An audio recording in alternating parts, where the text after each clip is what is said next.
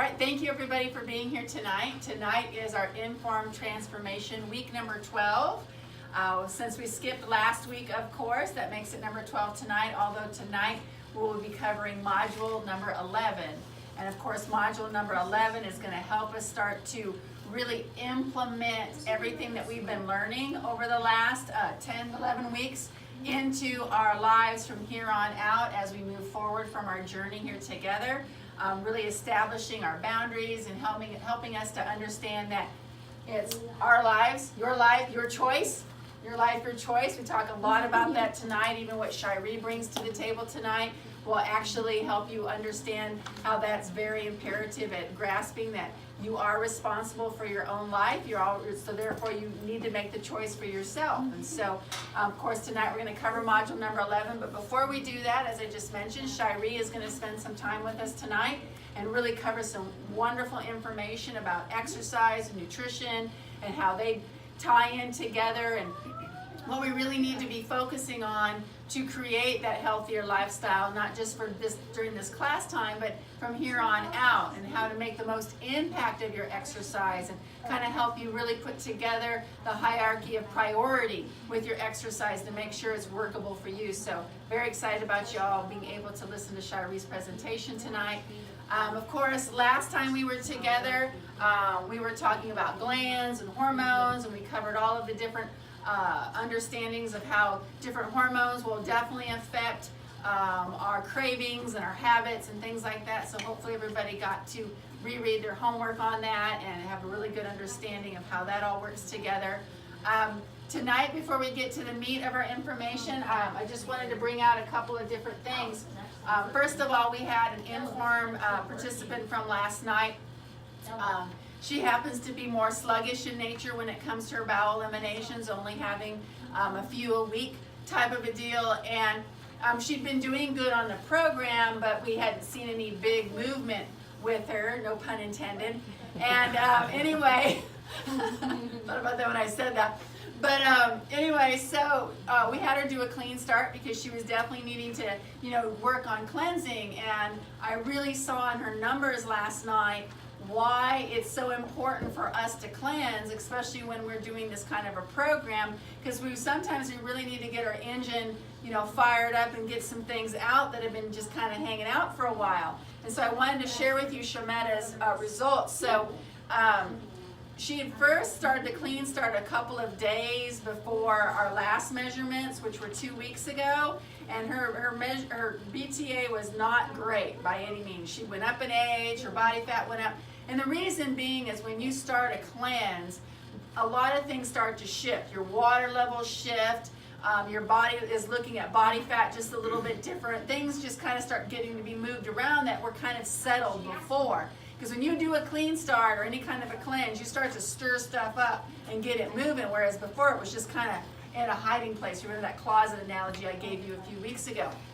So she came in last night.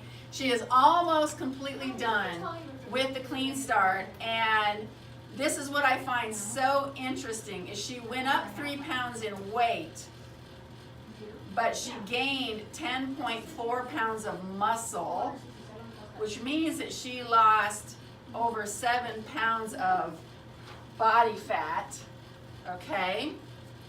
Her body fat went down 4.9% in 2 weeks after doing a clean start. Her hydration, we've been kind of looking at that hydration, trying to get it to move a little bit, went up 3.6%. She has one of the highest hydration levels now of any female that I've ever worked with on this program, including yours truly. So, I mean, just phenomenal results. And her metabolic age went down 13 years. Yes, bone mass went up and her visceral fat went down 1.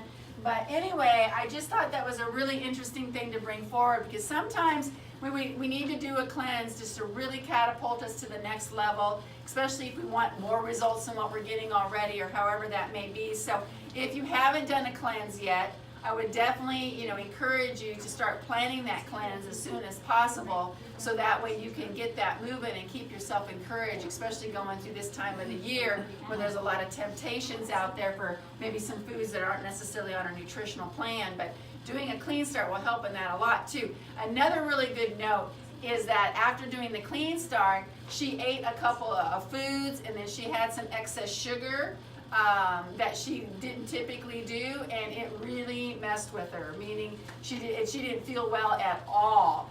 And that is a typical result after doing any kind of a cleanse, because once your body gets the notion that it gets a chance to run better, run more efficiently, the oil gets changed, we got fresh gasoline in, right? Everything's running more efficiently, spark plugs are changed, then it doesn't want to go back. The body doesn't want to go back to those toxic ways or habits you may have had before, and it's a lot more viable at telling you, hey, guess what?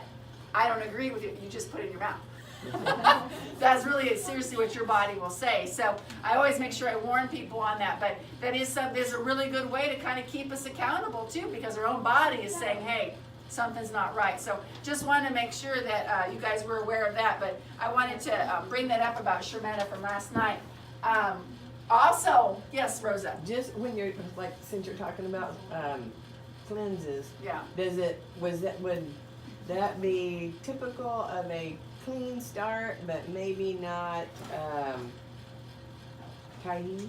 Right. The clean start, it probably is more typical of that, because the clean start specifically is working more on the bowel. Mm-hmm. It's getting in there to those little pockets, because our bowel looks kind of like a bicycle tube with, but with little sausages. Yeah, exactly. Yeah, exactly. And so little, fecal matter and stuff all hides up in there. When you do a clean start, as long as you're doing it at the proper time and really getting in there, it starts to remove that. And your body actually kind of sees that more as fat, is what it sees it as, because it's toxic material, even though it may not be exactly in a fat cell.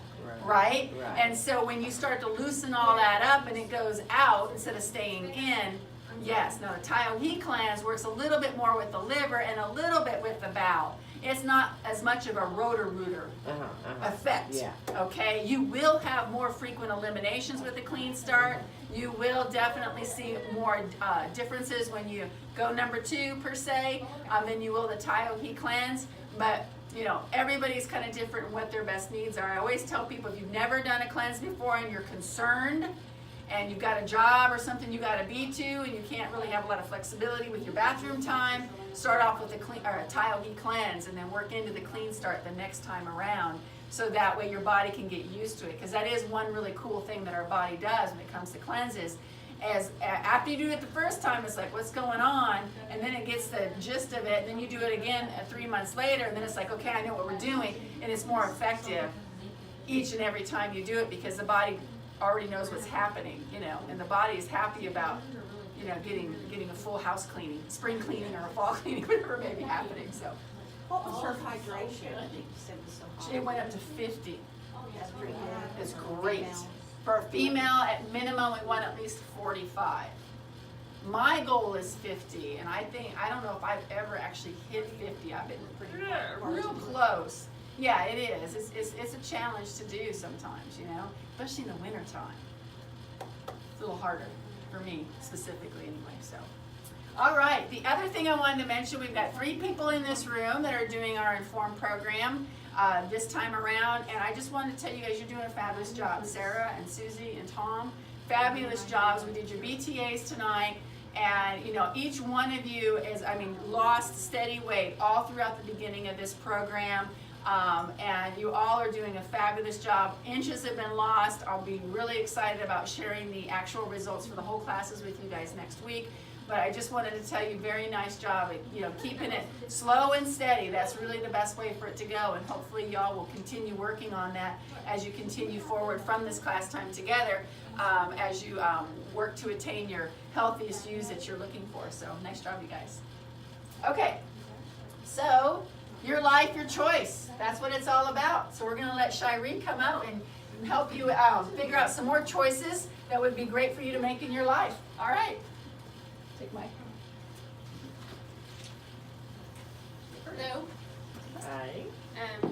I would appreciate participation, so I don't have to talk as much. And I like questions too, so that way I know that you're listening and what's going on, and so hopefully we can follow a good pace. we're basically going to look at the benefits of, like I brought out here, balanced diet and exercise. And the reason why I did this chart was because I wanted to illustrate the difference between what you can do for your body with nutrition and what you can do with exercise. And then when you combine those two things together, what the results are. And so, like for instance, on the top one here with whole food nutrition, it talks about a balanced digestive system. We know that doing the IN.Form, we've been talking a lot about our microbiome, and we want to have the right balance of good bacteria, and obviously we want to have a lot less of the bad bacteria. And so, does anybody here think that they could take not probiotics, but that they could lift weights and balance their microbiome? Would that do that? No. Could you eat spinach and build muscle? Popeye says. Popeye, they say you can. Yes, exactly, by eating spinach, Popeye. No, we have to challenge our muscles in order to build larger muscles. And so there's some things that we can't accomplish with just diet alone or just with exercise alone. And the neat thing is when you combine those two things together, some of the results it brings out here, which is probably a big deal for a lot of us, is decreased fat storage and weight control. You know, some of us might also be fighting high cholesterol, or maybe we want to maintain a healthy level of cholesterol. When you combine those two things together, you're going to get bigger results. And so, as we look at some of these recommendations for exercise, we're also going to talk about a little bit on how our diet can affect our exercise and vice versa. So, we're actually going to answer a few questions tonight. We're going to talk about how we can preserve our muscle mass and fuel our metabolism. On average, every 10 years or every decade, we lose 2 to 4% of our metabolic or resting metabolic rate, which is like 70% of our metabolism. And that's just when you're not doing anything. It's just what your body needs to do everyday processes such as digestion and your brain working and your heart pumping and things like that. Not only that, we also tend to lose 5 pounds of muscle mass every 10 years. And obviously, this is going to vary a lot from one person to another. I wish that I could stand Chloe and Xavier here to illustrate that, because he's quite a bit taller than her, but they're only about 10 pounds difference. And the reason why is she's a little bit more compact, and he's a lot leaner and slimmer. And so, because we have different body types, that also means that we're going to hold on. Some people hold on to muscle well, and some people don't. And so we are going to talk about that some. We can look at the research, but we're still individuals. We have different limitations. We have different body types. And so these are like guidelines that we try to mold to us personally, or that we have somebody help us to do that. So even though we're looking at the research in the textbooks, we're not textbooks. You know, we're not engines. Everybody functions differently. So we're definitely not computers either. So we can think about that as we go over the information. We'll talk about what type of exercise we need to do. Does our nutrition matter if we exercise? I think you guys probably know the answer to that question. And how we can overcome some of our limitations or roadblocks to working out.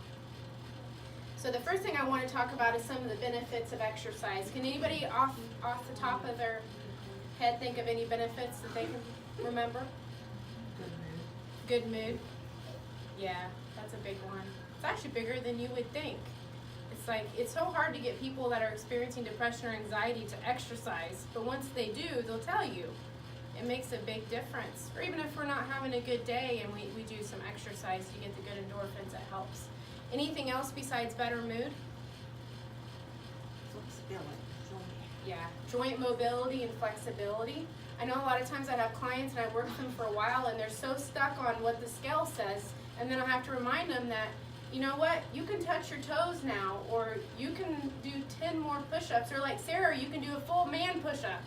And when we started, she could not do, because every woman wants, I don't want to do them on my knees, I want to be able to do them on my toes. And so the scale is not the only measurement of our fitness or how healthy our body is, and that's actually another good point to bring up.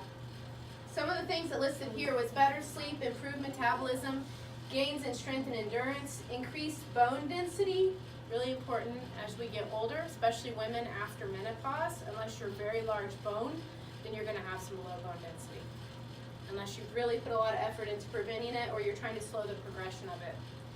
And then another thing it mentions here is stabilized joints. We were actually talking about that earlier.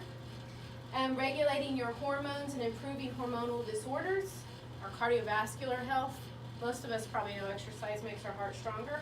And improve cognition and neurological abilities. There's actually a lot of research about exercise and how that it can prevent or slow the progression of dementia or even Alzheimer's and things like that. So a lot of good information. So these are some of the benefits. Now we'll talk about what type of exercise we need to do. In order to prevent the loss of muscle as well as to increase our metabolism or to keep our metabolism higher, we have to do intense or high intensity exercise. And so obviously that's going to vary a lot from one person to the next. You know, some of us going on a hike would be very, very challenging, while others that are very fit, you know, that's like a rest day off their workout. So it depends on our condition, our limitations, as well as a lot of other factors, what is intense for us. So basically we're talking about a task that's physically demanding enough that it gets us to our maximum heart rate, not maxed out where we can't do anything, within the low end of our maximum heart rate, as well as incorporating a lot of different muscle groups. So some examples of that would be resistance training circuit. It's where we do training, you know, squats, lunges, we go from one place to the next. Obviously that can, what you do in that circuit's depending on what you can do individually. I've worked with people that are in their 80s as well as young teenagers, 12, 13-year-old athletes, which that was fun to work with because they can do anything. But I can get your heart rate up and I can challenge your muscles and get you to fatigue no matter what age you are with your limitations. And that's one thing I really love about strength training, because not all of us can go out and run or do jumping jacks or medicine ball tosses, rotations, fireman drills, you know. Not all of us can do things like that, but there's strength training circuits that are possible at any level. Cycling is something I feel like most people can do too. It's a little easier on the joints. So think about things that really get your heart rate up and that also fatigue your muscles. And the reason why that's important is because when you do that, then your body has to rebuild. Not only that, your blood is pumping, you're having to get oxygen to all of your muscles, so you're training your heart. You're getting more hormones into circulation, even feel-good hormones like endorphins to help with your mood. And all these things are requiring your body to do more. And when you do that, your body has to pay it back. And so the example that I like to give, and I actually, is with the misconception that some people say that low-intensity exercise burns more fat. And it is true that when you do a low-intensity exercise, and this is something that doesn't get your heart rate up real high, you might think about walking casually, maybe even moderately. While you're doing that exercise, so if I'm on the treadmill, I'm going 5 miles per hour, which for me is enough that I'm challenging myself a little bit, but not a lot. For that 30 minutes that I do that exercise, I'm going to burn some fat. So during that time, while I'm doing low intensity exercise, I'm going to burn fat. Well, when I do high intensity exercise or intense exercise, my body actually blocks me from using fatty acids. And so during that time, I've got to use carbohydrates that are stored in my body, in my muscles, and my liver, glycogen. And so you might think, well, I'm not burning fat while I'm doing that. So how can that be beneficial? We talked about how that when we increase our body's need for oxygen and we make it work harder, that it has to pay it back, right? And the fancy word for that is exercise post-oxygen consumption. Basically what it's saying is that after I exercise, my body has to pay back the debt of what I need to use or what I need to rebuild. And so generally after you do high intensity exercise, it takes anywhere from 6 to 48 hours to pay it back. So once you've stopped exercising with that intense workout, and your body can now use fat for that 6 to 48 hours after you exercise, you're gonna burn fat. Does that make sense? So I can burn fat for 30 minutes, or I can burn it for 6 to 48 hours. It's dependent on how intense and how long you do the exercise, how long it is. You know, it could be 30 minutes that we burn fat afterwards, or it could be 2 days. And that's because the way to think about it is that if I go out and get a business loan and I say, okay, I need $5,000 for that one to start my business up. You know, how long is it going to take me to pay $5,000? Well, hopefully not too long if you're in the right business. But what if I go and get a loan for $150,000? How long is that going to take me to pay it back? It's going to take a long time. So the more demand on your body, the more you have to pay back. So, like I said, everybody is individually different. You know, I'm happy if I burn fat for another hour or two. You know, I hope I burn it for 10 or 20, but that's just dependent on our activity level as well as individually where we're at on fitness level, different things. So, but the point of it is that, yeah, you burn some fat with low intensity exercise, but only typically while you're doing it. You're not gonna get that benefit afterwards. But does that mean that low intensity exercise is bad? No. There's actually some good statistics about that, and one that I thought was interesting about low intensity exercise here is it talks about how that it can increase your insulin sensitivity for up to 48 hours.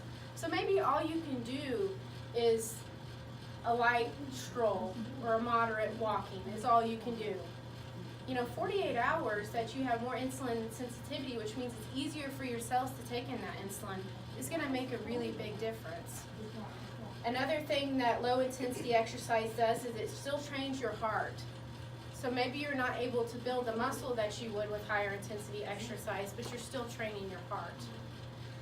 And you're also regulating your blood pressure. You're also helping with your cholesterol because you're getting things moving. I think we were talking yesterday, Sharon, you were talking about with Rejuvenate. The purpose of it is to dilate those vessels and to help get those things moving through. Well, that's the great thing about exercise is that it makes those vessels more flexible. And so something that recently we had been talking about was peripheral artery disease. Because somebody that I know, and you guys know her too, they told her that she had been diagnosed with that, or they felt that she had peripheral artery disease. And so we were doing a little research on it. And unfortunately, at some point in life, as you get older, you're probably going to have an experience with that because our arteries get harder, you know, and sometimes they get built up with cholesterol. And so when we exercise, we're helping to get that stuff moving, but we're also helping our arteries be more flexible. When they're more flexible, you get better circulation. So maybe we're already experiencing certain limitations or certain health challenges, like we're already diabetic or we already have blood pressure issues. Sometimes it's not just a matter of preventing, sometimes we're also trying to slow the progression. So it's never too late to do that. So another thing I might bring out about the low intensity exercise too is even the benefits to your bones, because anytime you step, your body has to absorb that shock, right? And so you're actually still causing your body to have to rebuild a little bone every time you step. And there are good studies showing that walking does help build bone density. Will you get as much benefit as you might from the strength training? Possibly not, but there's still some benefit to it. So that kind of might lead you to the question, it's like, well, and what do I do? Do I need to do a bunch of high intensity exercise? Actually, the answer is that we need to do a combination. You know, because there's benefits to both. The recommendations through, like, say, the American Heart Association or the American College of Sports Medicine is 150 minutes of moderate intensity aerobic activity a week. So basically 5 days, 30 minutes is the recommendation, or 75 minutes of vigorous activity. So if you're not exercising, do you think that you're going to do 150 minutes a week right out the gate? Probably not. So you might think about some of these things as goals, because what happens is when people aren't doing anything and then we start doing a lot of times we have injuries or we start hurting or we get discouraged, right? And so these are just recommendations. And there's studies that back it. But the reality is the best exercise we can do is one that we will do. And will we do things that cause pain? Generally not. You know, so think about progressing slow. We can work up to those recommendations if that's possible. 2 days a week of strength training is recommended. What I love about strength training is I can combine everything together. I actually did kind of a little short trial experiment with my clients a while back. Is I took 8 weeks and we added in cardio intervals with their strength training, and then I did it without. And I actually found that we got bigger fat loss when we incorporated those two things together. And so I like to do a little strength training, and while I'm working with one person, I've got the other person on the treadmill or on a bike for 3 to 4 or 5 minutes. And the neat thing about doing that is you can do a lot more in 5 minutes than you can do in 30 minutes. You know, maybe you can't do 30 minutes on an incline, but you can do 3 minutes. And so sometimes you can combine the two together and you kind of get the best of both worlds. So I would recommend, if you only have 2 or 3 days to do exercise, to incorporate some strength training with it. Unless you can't, and then yeah, walking is free. What You about can head out if the I door. went up the stairs instead of going up the whole distance? Would I still benefit just going up 6 or 7 stairs and then Sure. coming out, doing that? Another thing that you can do is add, there's simple things that you can do to add some intervals into your, because your body gets used to things. It's really good at adapting. So say I've been doing 3 20-minute workouts every single week for 8 weeks. By the end of that 8 weeks, that's no longer intense for me anymore because my body is adapted to it. And so variety is a big key to that. So if I'm a runner and I get on a bike and go up a hill, I'm going to have a really hard time. But you take a cyclist and you tell them to run. That's why triathletes are amazing. They're the best mediocre athletes because they can run, cycle, and swim. You can't be the best at any one of those when you're doing all 3. You know, that's like the saying with being a jack of all trades, master of none. Yeah. Because your body adapts to things. And so things simple as going up to a wall and adding some push-ups in. Or say I grab a chair, so maybe I do 10 push-ups on the wall, and obviously the level, and then I do some planks on a chair here, or maybe I can handle it down here.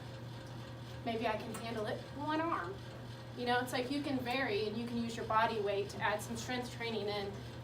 If you're like, in your case, you're trying to get it done at home. So do some stairs, do some push-ups, do some planks, and then walk. There's ways that we can incorporate those together so that you can get the most out of the time that you're spending. And like I said, variety is good. So maybe one day I do a 30-minute walk, the next day I add some strength training in with it. So just think about things that incorporate a lot of muscles. That's why I'm not a big fan of machines unless somebody needs something to create form for them or structure for them. Maybe they're limited, they can't do a squat or a lunge, so maybe they need to do a leg extension machine. We get the most benefit when we incorporate more muscle groups because it requires more oxygen. That's the key.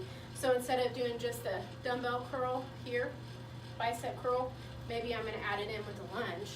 Or maybe lunging is difficult for me, and so I'm just going to do this here. It's still requiring a lot more from me than just standing there at a machine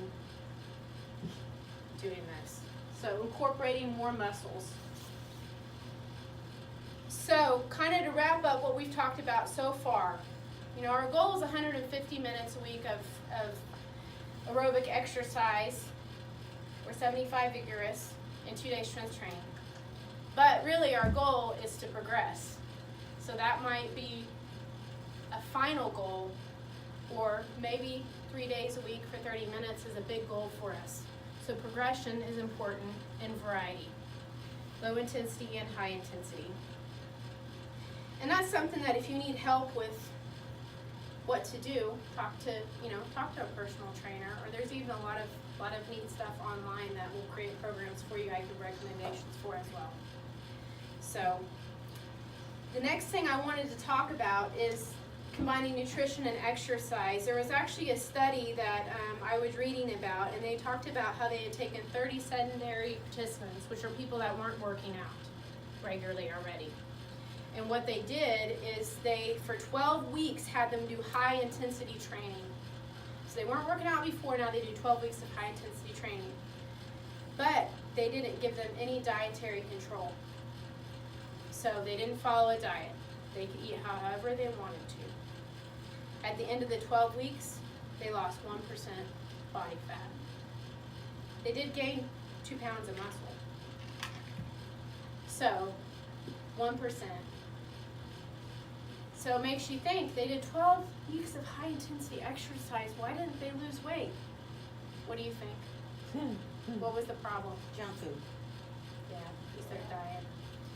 And so if we're gonna go out and do the effort to do exercise, then we wanna make it count. And so we need to make sure that we're eating a balanced diet. So that doesn't mean that you're not gonna get the flexibility like Sarah said, or you're not gonna get the benefit to your heart or the insulin sensitivity. Of course, there's always gonna be benefits to exercise, but if your goal is weight loss or weight control, then we have to have both of those factors together. And really, even for cardiovascular health, obviously your diet is huge. I can work out, but if I'm eating hamburgers and french fries every night, how much can I really reverse what I'm doing to my body with just a 30-minute workout? So I thought that study was interesting because it helped to illustrate that. The next thing that I might mention under diet and exercise is we talked about body types earlier. Obviously, the amount of carbohydrates and protein you have in your diet is going to be very dependent on the type of person that you are. You have those people, like I said, like Xavier, that lose fat and muscle easily. So there's those people that usually tend to be very slim. And then you have those type of people, which I think of like linebackers. They can put on muscle, but they can also put on fat. So then you have those people that are kind of middle of the road. And so if you need, and usually it's good to just start middle of the road if you don't know what body type you are. But the amount of strength training and aerobic exercise you do is going to be a little bit different depending on your body type as well as your diet recommendations, because we're all different. We have to figure out what works best for us. I worked with several people, and they were talking about this, and one of them said he could lift weights for hours, but you asked him to go out and run, he couldn't do it. He didn't Yeah. like it, you know? Right. And the other guy said he could go out and run 4 miles every day, but he had trouble lifting weights, so a lot of it's... Well, that actually is something I didn't get into yesterday because, like I said, there's so many different directions you could go with exercise. You could talk about just exercise and depression. You could talk about just exercise and weight loss. You could, I mean, there's a lot of aspects you could go with that. But people that are usually leaner, like you're saying, those type that could go out and run and it's no big deal, those people tend to have a lot more what they would call type 1 muscle fibers. And those type of individuals use oxygen really well. And so those are usually runners and I wouldn't say cyclists, but sometimes cyclists you can get away, depending on the type of cycling you're doing, some of that requires some muscle strength, especially hills and things like that. But then you have, say, bodybuilder. They might, or maybe even a sprinter, they might tend to have more muscle type fibers number 2, which are very different. They use energy better from other sources than just oxygen, like glycogen and things like that. That's fast twitch, So- slow twitch, right? Got it. And there's actually a couple different, there's actually an intermediate muscle fiber as well. And so they actually even look different under a microscope. One is more white and one is more red, which is interesting, but Like chicken. so, yeah. Exactly. Dark meat, light meat. So, Brown exactly. egg, white egg. Muscle fiber type does have a lot to do with it. Keep in mind, your body is amazing though how you can train it. So, but you have those guys that really want to bulk up. I say kid because I feel so old now. He was probably 16 or 17. And he was wanting to bulk up, and I said, how serious are you? Because he was long and lanky and thin, and I said, for you to bulk up, you better plan on being in the gym a lot and eating a lot.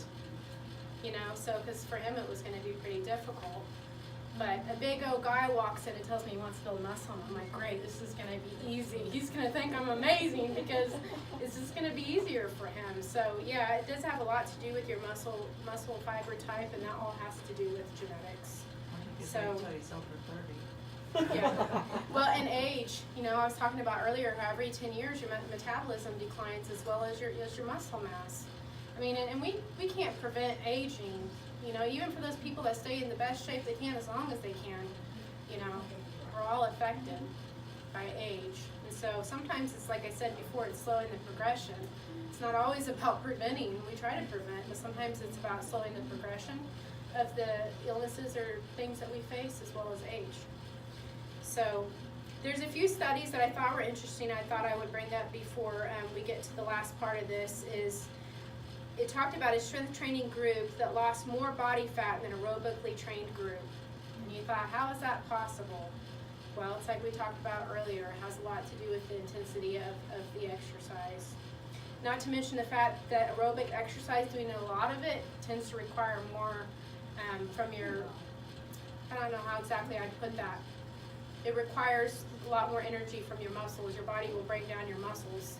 It's more likely to do that during aerobic exercise than it is during strength training exercise, and a lot of that could be affected by your diet. You have some of these people that do no carbohydrates or extremely low carbohydrates, and if I can't use fat while I'm exercising, especially if you're doing high intensity cardio, then what am I going to use if I'm not eating carbs? I'm going to use my muscles, because your body doesn't store a lot of protein, like 100 grams in your blood flowing to use to rebuild things.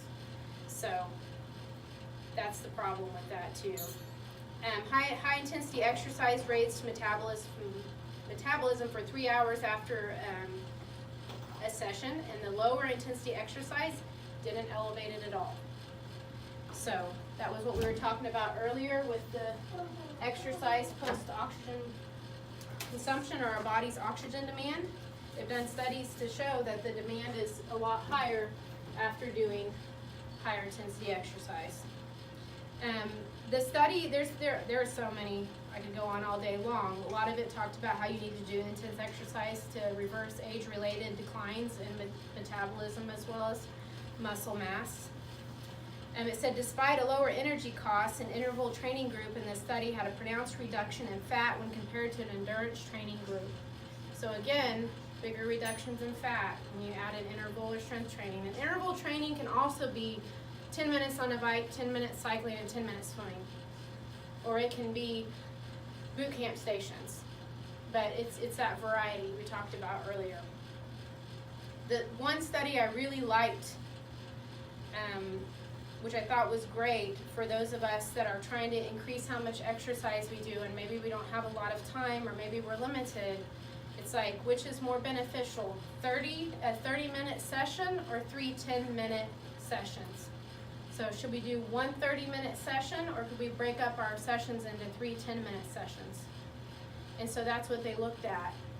And the neat thing about it is they actually found that there was more benefit to doing 3 smaller sessions than just one big session. So maybe we take a 10-minute walk in the morning, and in the evening we take a 15-20-minute walk, or 15 and 15. Or during our lunch break we take a 10-minute walk. And then later on we do another one. And the reason why they said it was more beneficial is that they kept the blood pressure more in control over the day, over time. They also found that you had greater flexibility in the arteries, which was what I was talking about earlier, especially with doing it multiple sessions. So don't ever feel like if you only have 10 minutes, there's not going to be any benefit. They've actually shown that there's more benefit. Now, you're hoping you get that 20, the other second and third session in as well, obviously, to get the benefit. But I really like that because it helps us to see that sometimes we feel like it's all or none, and it's really not. We can do a little bit at a time. So the last thing I wanted to close up with was, in conclusion, was about limiting factors to exercise. So what are some of the roadblocks to exercise that we might experience, or limitations that we might have? Can anybody think of any? You mentioned age. Age. So age is a big one, right?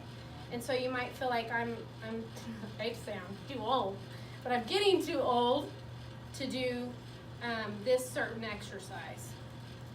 So how Out could of we, shape. okay, so how could we change what we're telling ourselves if we feel like we're getting too old to do certain exercises?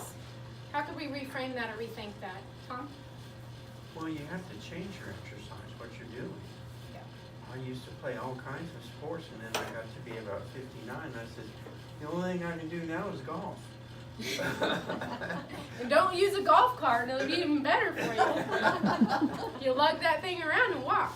No. If you can. What was your thought, Rosa? What was the question? Well, sometimes we What might were we tell talking we could about? tell Oh, ourselves yeah. that you gotta. Just, yeah, the road, and Can't like. remember, that's our roadblock. Yeah, yeah. Mine is better than it used to be even. But what I was thinking, you change your focus then. If you can't do it, you don't focus on what you can't do. Find the I like things that that. you can do. Or that you And- wanna try. Yeah, and Mhm. focus on that and do as much as you can. Great I like answer, that Rosa. point a lot, and obviously this applies to a lot of different aspects of life other than exercise. So Tom said a different exercise. Maybe I can't do this, but can I do a different exercise, or can I modify the exercise? Break it And if I'm down. not sure how to do that, can I have somebody help me to modify the exercise? I always, when I did group exercise classes, I always did the lower intensity option. Not simply because the fact that it would kill my hips to do the high intensity one, because I found that people always wanted to push through and do the hardest one because I was doing it. They always wanted to do what everybody else in class was doing. And so most of the time, I would demonstrate the high intensity and then I would do the low intensity option or the modification, so that people that needed to do that felt comfortable to do it. So there's always ways to modify. And I liked Rosa's point about focus on what you can do. So sometimes what's a roadblock to us is because we need to change our thinking. What would be something other than age? Another big thing that might prevent us from exercising? Time, Time. but I had to get up and go to her at 6 or 5:30 or I don't know, 4:30 or something in the morning, and it nearly killed me. Well, it's killing both of us because I'm not a morning person. Yes.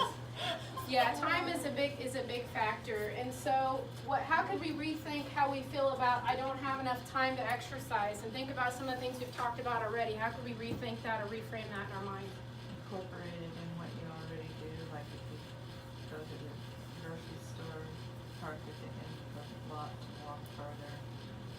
That's perfect, Susie. And actually, I didn't mention that earlier. Sometimes when you think of low intensity exercise, we think of getting on a treadmill and doing a low to moderate walk or something like that, or cycling at a lower pace. But actually, physical activity is low intensity exercise. And so that could be, like you said, parking further at the end of the parking lot so you have to walk further in. Or playing with the kids, or gardening, or raking. Those are physical activities that benefit our insulin sensitivity as well as our heart, even though we may not get the big bang results, but we should be physically active every day. So yeah, things like that make a difference. Or like we talked about, the 10-minute sessions. So, and maybe you could tell yourself, if you're really struggling with it, I'm gonna make a goal to do this once a week, every week. Or maybe I need to prioritize and reschedule some things. I tell you, the biggest factor for people in every aspect of life is learning to say no. For stress, for exercise, for nutrition, for everything. And actually, I think that's in Char's part next. So, but that's a big factor. We have to take care of ourselves if we're going to take care of others. And exercise is really important to do that, as well as balanced nutrition. So, did anybody have any questions? I always feel when I get up and talk, I'm just rambling and talking. That's why I don't like cameras. You're doing a fabulous job. Yes, there's Very good. lots of Um, information. One thing you kind of mentioned last night, and Tom said something about it earlier tonight, was you were talking about the people who like lift a lot of weights. Last night, they lift a lot of weights, and then it just easily turns into fat for them. Kind of the differentiation between the different body types. Could you kind of expand a little bit on that to make sure we have an understanding of why that happens that way, or? Right. Well, it's like Tom actually brought up the point about the different muscle fiber types, the slow and fast twitch. So some of it's genetics. Some of us are much better runners, and some of us are much better weightlifters. And you think of a runner, what do runners usually look like? Skinny. They're very, very thin. Okay. Whereas weightlifters generally are stockier and bulkier. Okay. So those type of individuals, it's easier for them to put on muscle, but it's also easier for them to put on fat. And so for that type of person, the amount of carbs, fat, and protein that they eat may be very different from a person that are those type of people that can eat whatever they want and they don't seem to gain weight. It used to be that. That's why I So- said wait till they're 30. Some people may need to do more strength training to keep their muscle on, while others can do very little and keep it on. I remember I had a client in Hennessy. I mean, I wish that she wanted to do bodybuilding because she could just, it didn't matter if we did 50 repetitions, because I would do much higher repetitions with her and lower weight because we didn't want to build a lot of muscle. But it didn't matter what we did, she could just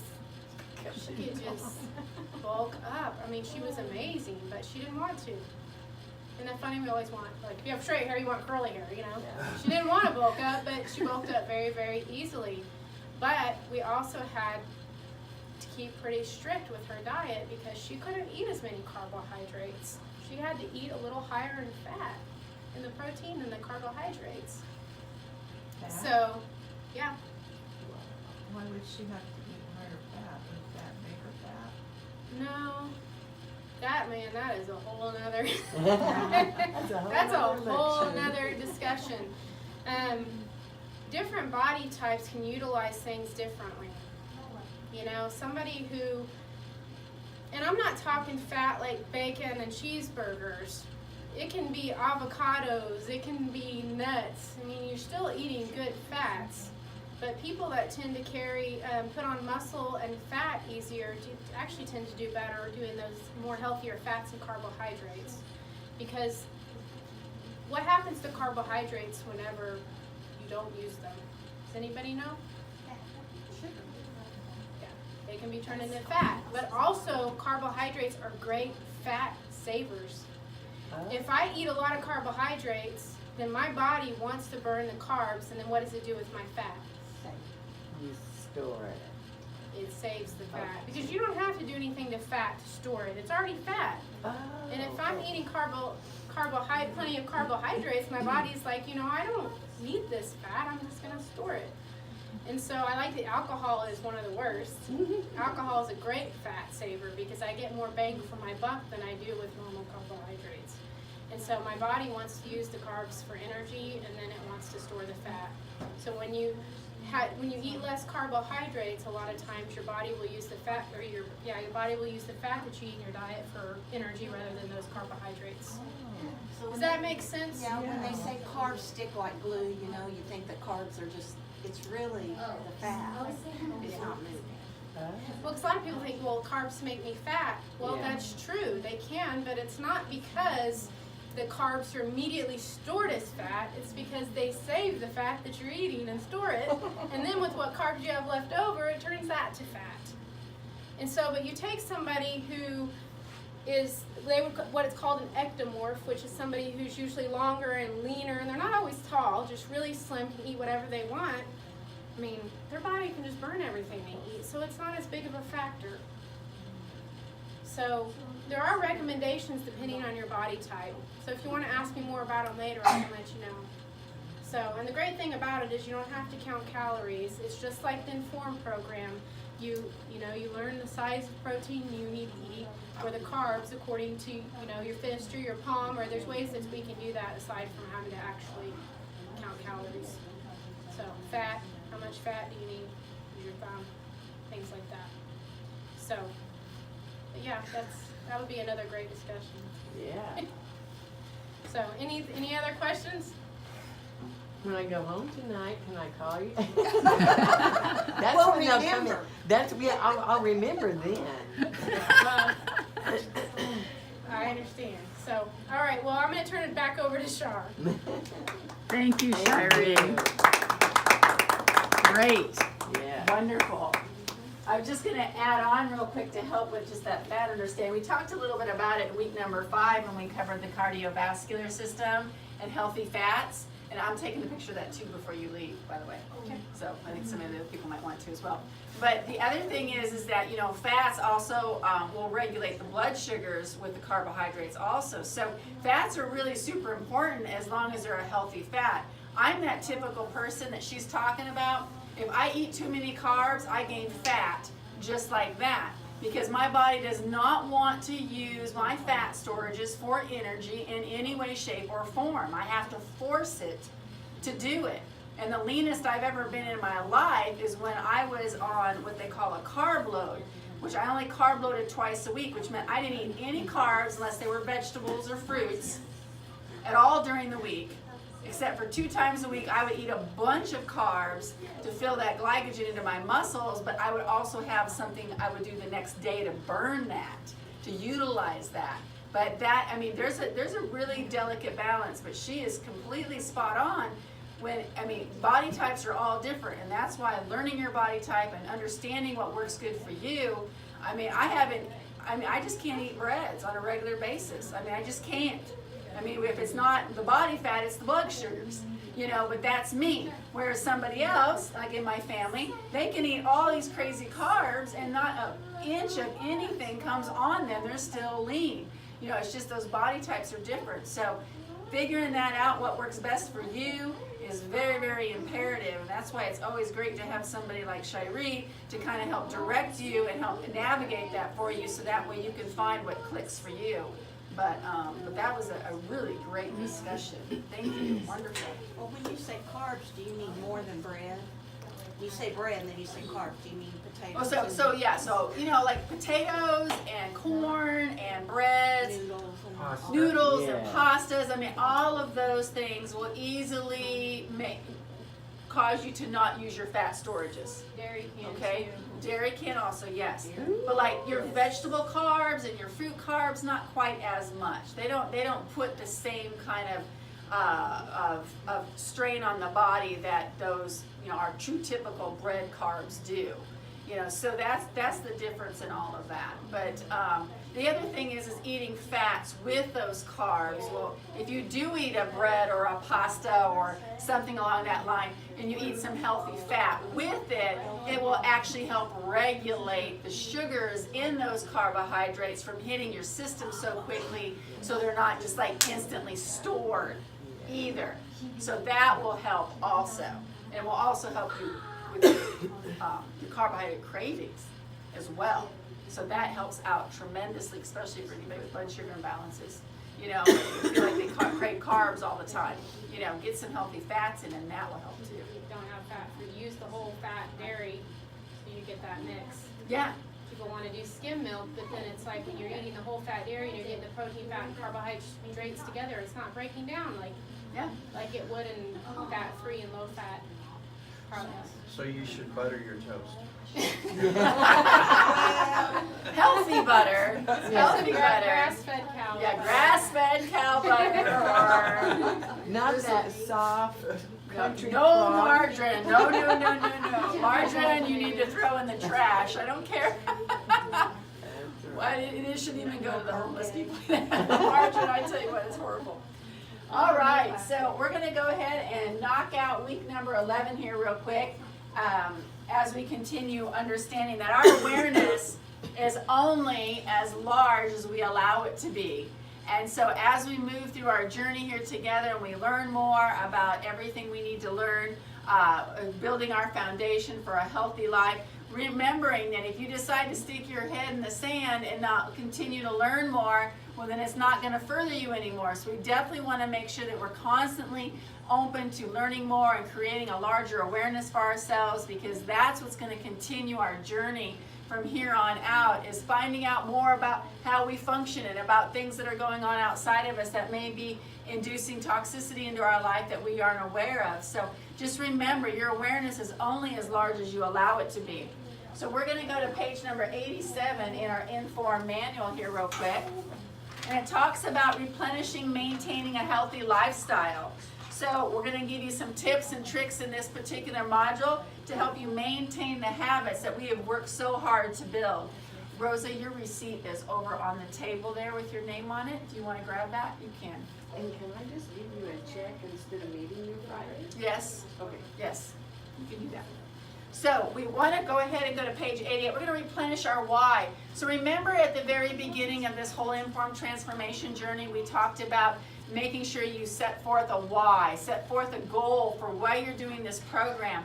This is really important that we continue to keep this forefront in our minds. So we need to continually go back and look at why am I wanting to be healthier? Is it because I want more energy? Is it because I want to balance my weight better? Is it because I want to get off a prescription drug? What is that reason? So we need to make sure we're constantly keeping that goal forefront in our mind, because life is a journey, and we have lots of twists and turns along the way. And so by checking into that why, that will help us stay on track with our choices, since it is your life and your choice. So review your why and see if it needs adjusting, and hopefully it always continues to move around your whole health being, not just specifically losing weight, because as we found, just losing weight, and even as Shiree talked about, is not the answer. We've got to have a constitution that's balanced and healthy for us from an aspect of body fat and hydration or metabolic age. All of those factors are more important than the weight. I have no checks. No So, problem. I'll okay. see you Friday. Okay, thank you. Okay, so moving on, when you keep track, you stay on track. I know most of us all probably by now have probably kind of skipped on keeping our food journals and maybe not keeping track of what we've been eating as much. But I want you to continue thinking that this is something that's also important. If there's any way you can just have something on the refrigerator or somewhere easy where you can just constantly jot anything down that you eat. We need to keep ourselves accountable to ourselves, and if we don't write things down, then sometimes things get out of hand. It's amazing how many people over the last few weeks have told me, oh, I thought I was drinking this much of water, but then when I actually started checking and writing it down, I wasn't drinking what I thought I was drinking. I mean, that's happened multiple times, because sometimes we think we can calculate these things really quickly in our heads, but we've got all these other things going on in our lives, and we kind of shortchange that area. So I really want to encourage you to continue writing things down or jotting things down, even if you don't do it every day. If you maybe do it once a week, like during the work week, just do it once a week, so that way you can kind of just remember, hey, I need to keep track of this, I need to keep up with this. But the other thing is by keeping track of what you're doing, it's going to help you figure out what works good for you and what doesn't work good for you. Just like we talked a little bit earlier, eating carbs for me does not work good for me. It just doesn't. It never has. Once I figured it out, I'm able to control my weight and my body fat much better because I know what puts it on now. For me, that's carbohydrates. So anyways, learning. Does that include fruits for you? Fruits? Actually, I don't do a lot of fruit because of that, honestly. I mean, I still, even though I'm off the IN.Form program as you guys are doing it, I'm more in a maintenance mode, I still don't do the recommended fruits for me specifically, because it just adds too much sugars for me in the form of carbohydrates. You know, vegetables, they don't affect me nearly as much because they got the fiber in with them. But this would be the difference too for somebody like me eating whole apple versus eating or drinking apple juice. You know, if I can get the fiber, a high fiber in with that carbohydrate, that's helpful. If I can get the fat in with the carbohydrate, that's helpful as well. But everybody, like I said, is a little bit different. But keeping track of what you eat, and you can figure out what's working and what's not working as you move forward. Page number 89. Shiree led into this, and we all need to learn how to say no. And of course, this applies to all areas of our life. But tonight, we're specifically talking about when it comes to food.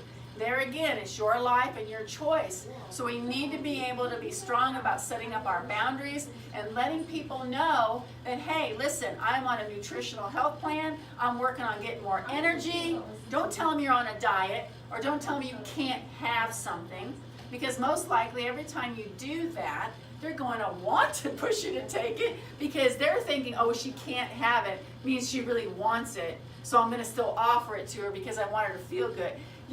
You need to make sure you watch how you present that information to people. You know, this is my choice. I am choosing not to do this, or I'm choosing not to eat this because I'm getting healthier, because I'm experimenting with what works well for me, or whatever that may be. This will help people get more on board with what you're doing, opposed to trying to challenge what you're doing, just by the way you present that to people. But of course, on page 89, we've got several different ideas and different things that you can do to learn how to set boundaries. You know, like for instance, asking your spouse and your children to, hide the unhealthy treats or snacks, or, not bring them out because you're on a nutritional plan, you're getting healthier for everybody, or tell them, hey, let's not keep these in the house at all. but help set your boundaries. When you go to parties, we talked about this even when you go out to eat, have a protein shake before you go. Eat something healthy before you go, so that way you can think clear. So that way you can have the willpower to say no, because you've got that focus and that sharpness going on that protein brings for you. And be upfront with food pushers. You need to identify people who like to push food. And sometimes, what? Grandmas, dads. My mom was never happy unless I was eating. It's like, okay, Mom, there's some point in time we don't eat. It's not eat 24/7. It's eat, a few times a day. That's it.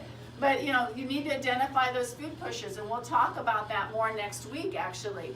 But, figuring out who these people are, because a lot of times they're doing it because either they've got issues themselves, or they're trying to make themselves feel better, or they think that you're going to be happier, if they push the food on you. So finding ways around that is definitely available, but we've got to identify who those people are. We also need to work on choosing activities that aren't centered around food. Finding ways to get together with the gals, get together with the guys, get together with our groups of people that we like to hang out with, and do something besides centering it around food. It's always so funny when people get together, the first thing they ask, well, what are we going to eat? Or where are we going to go to eat? Or where are we going to, that's all what it's about, but it doesn't have to be. When you go somewhere to eat, and tell people you're pleasantly full. Let them know that you're full if they're coming around for seconds. Or you can even eat slowly, so that way by the time the seconds come around, you still got food on your plate. So that will work as well. If you go out to eat, tell restaurant servers before you even order your food to not bring around the dessert tray. Let them know up front, so that way you're not so tempted. And everybody's not looking at each other going, okay, what are you going to do? What are you going to do? What are you going to do? All right? Inform parents or in-laws ahead of time. If you're going to somebody's house and they typically serve a food that you're no longer participating in for the time being, let them know before you even get there. Give them a phone call. Let them know, hey, you know what, just so you know, I'm on this nutritional program. I'm excited. I'm getting more energy. And I just want to let you know that I will not be eating X, Y, and Z when we visit. So I just want to let you know ahead of time so you didn't make too much, extra for me, type of thing. Let them know ahead of time, so that way they're not, wondering why all of a sudden you're changing your habits right there at the get-go. Re-gift. I thought this was an interesting one. Your neighbor brings you some chocolate chip cookies, re-gift them to somebody else. Or you can do my favorite one. Instead of buying the Girl Scout cookies, donate money to the Girl Scouts, because that's what they're doing anyways. They're just collecting money. You don't have to buy the cookies. You can just donate money if you want to help them out. Never take free food samples anywhere. This is a really good rule of thumb, is to not ever just participate in that. And that way you don't have to ever think, okay, is that healthy? Is that not healthy? Is it made with food coloring? Is it not? Get back to your shopping. Do what you need to do. Another one that I like to use is if snacks are being offered at an event that aren't healthy, bring your own. I've been doing this with my children since they started playing soccer at the YMCA at the age of 3. Every season, there's always a list that goes around for all the parents for everybody to sign up for the snack list. And invariably, all the snacks are extremely unhealthy. Gatorade for 3-year-olds, donuts, cookies. The last thing you want to give them after they've just played soccer. But just from the get-go, I've always told all the soccer coaches and anybody in charge, hey, just so you know, we eat a little differently than everybody else does, so we don't participate in the snack list, but we appreciate you, asking us to be involved. And anyway, it's actually kind of good education for other people too, because they get to see something else in play, or have other ideas that they may not have thought were possible. So you can always work around these things. You just got to find ways to say no, and say it with, kindness, but yet firmness at the same time.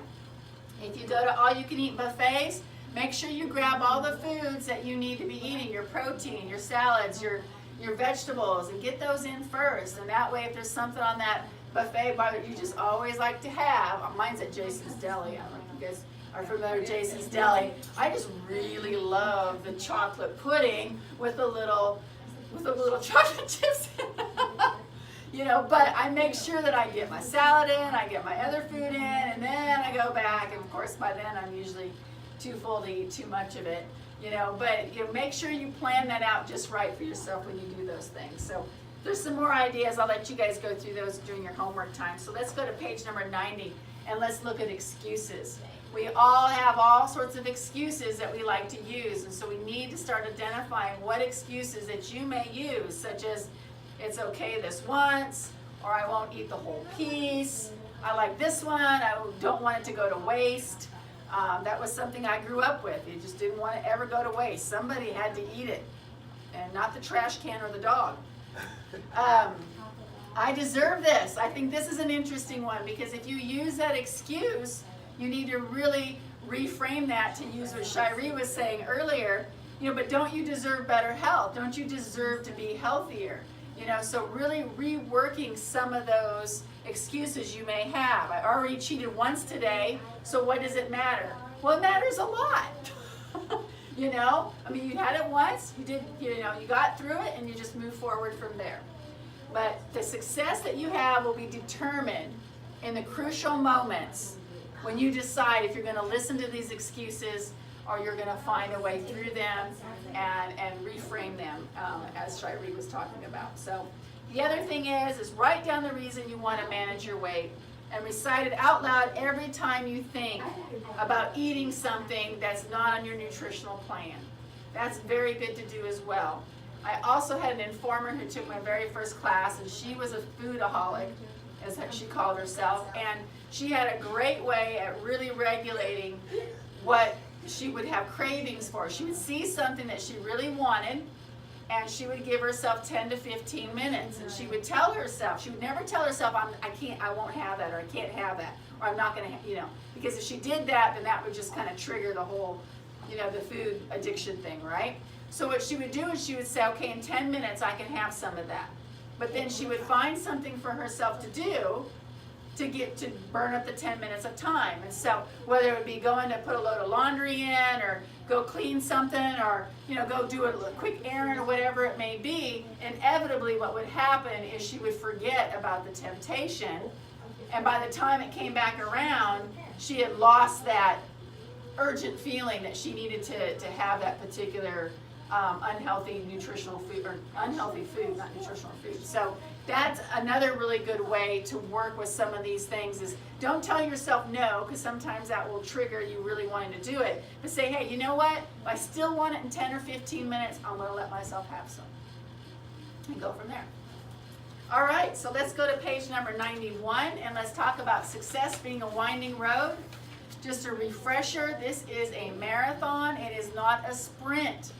So even though we are looking to make the best choices that we can as many times during the day as possible, we still have to give ourselves a little bit of slack at some times. You need to make sure that you don't create such high expectations for yourself that you create frustration or stress or anything like that on yourselves. You need to remember the progress that you've made and not focus on the progress you're still trying to make, but on the things that you've already done. I mean, we've had people in this class lose 6 inches. We've had people in this class already lose 10 pounds. That's progress, and that's wonderful. So you need to be really making sure that you are able to focus on the things you've already accomplished, so that way you're not beating yourself up for, you know, getting a little bit of that moose at Jason's Deli after you were done with your big salad, you know. Remember your whys. Ask yourself what's holding you back. Always consider any emotions or any triggers that you might have around food. You know, and make sure you're setting yourself up with manageable goals. But the biggest thing is we always need to remember that our gut is the most important. This gut microbiome will haul everything one direction or the other, depending on how much energy we put into it. The key to maintaining a healthy lifestyle includes a healthy microbiome. The more your gut is in balance, the easier it will be to maintain good habits. And this little quote they have in here by this person from California Institute of Technology says, and this is in relationship to your gut microbiome, or your gut, it's like a garden. You're less likely to have weeds growing if you have lush vegetation. But without this vegetation, the weeds can potentially take over. And that's completely true of our gut. If we have lots of good, healthy microbiome, lots of good flora, different strands, all sorts of stuff, it's a lot harder for that bad bacteria to grow and proliferate. But if we don't feed and nurture that good lush vegetation, that good microbiome, making sure we're eating our fermented foods, making sure we're getting in things that feed that, as well as replenishing that good microbiome, then those weeds can take over. That bad bacteria can catch up ground where we've spent the last 12 weeks trying to get rid of it. They've got a quote, or not a quote here, but a statistic.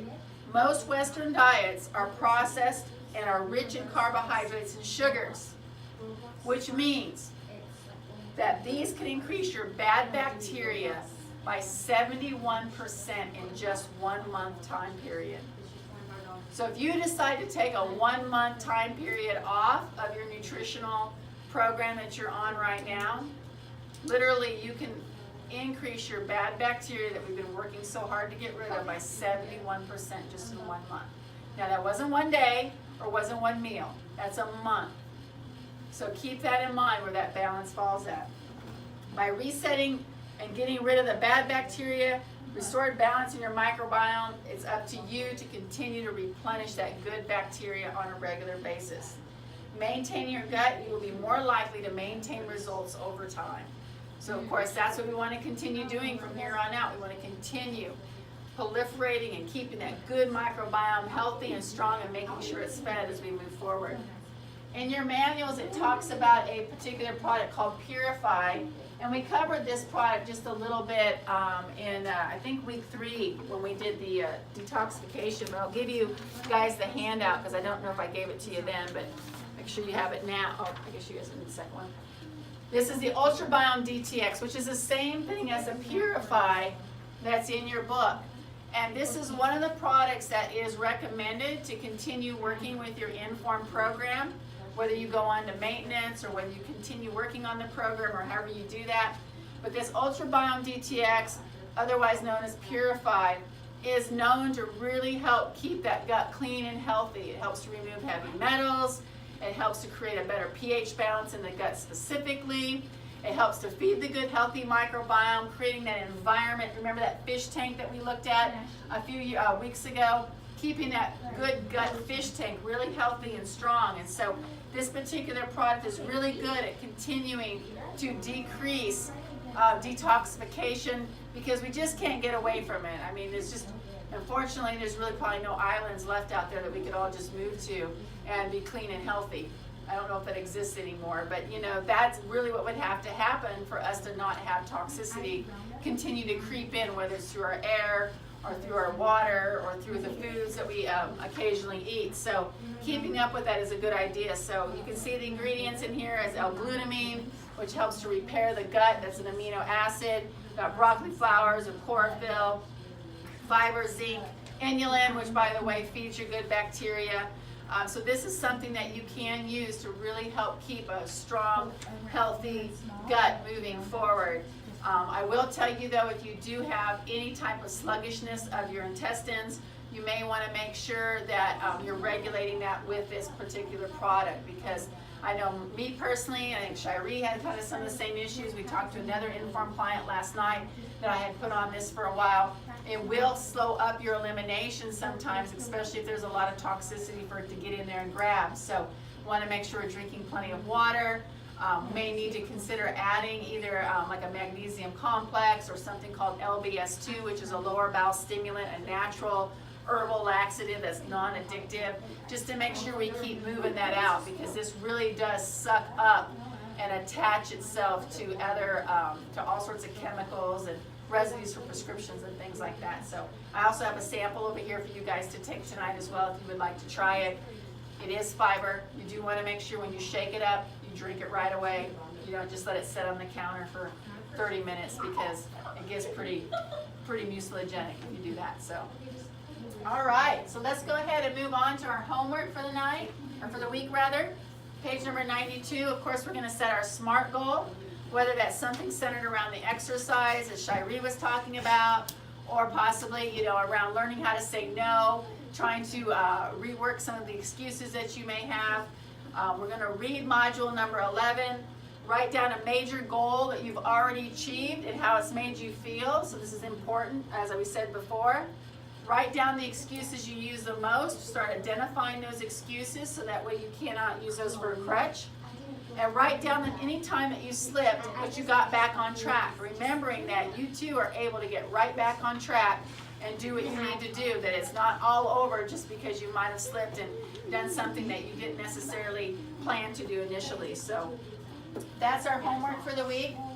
Now next week is technically our last week. It's our 13th week of being together. And so we're going to be covering, of course, week number 12 and week number 13 next week for our In.Form class.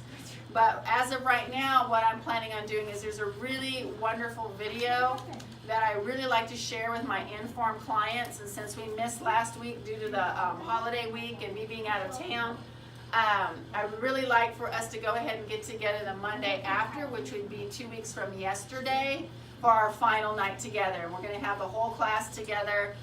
The Monday night class and the Tuesday night class will just all shift over to Monday night class together. And that way we can give out some awards and, do some praises for all the people that have done so well, watch a video, and just kind of have a nice casual time together and just really help us catapult ourselves as we move forward from the class and whatnot. So just wanted to make sure you guys all put that on your calendar for 2 weeks from yesterday, that we'll plan on that being our actual last In.Form night together. So any questions? What's the video on?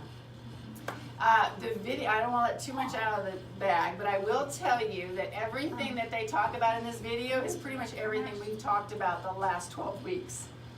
And so, I mean, it really, and it's coming from somebody else's perspective opposed to mine, and it does really hit home because it does talk about cancer, and it just shows a lot of the things, like I said, we've talked about and how they all intertwine together. So, yes, do you have a question? You should make coffee smoothie thingies since it's special. Okay. All right, duly noted. Potential coffee smoothies for that. All right, so tonight we're gonna make a orange dream smoothie. If you guys are willing to stick around and have those, kind of remind me of the old orange push-up pops that we used to do way back when. But that's one of our smoothies we're gonna have for tonight. So next week, of course, we're gonna cover week 12 and week 13. And I want to wish you guys a really healthy, happy week, and we'll see you next week.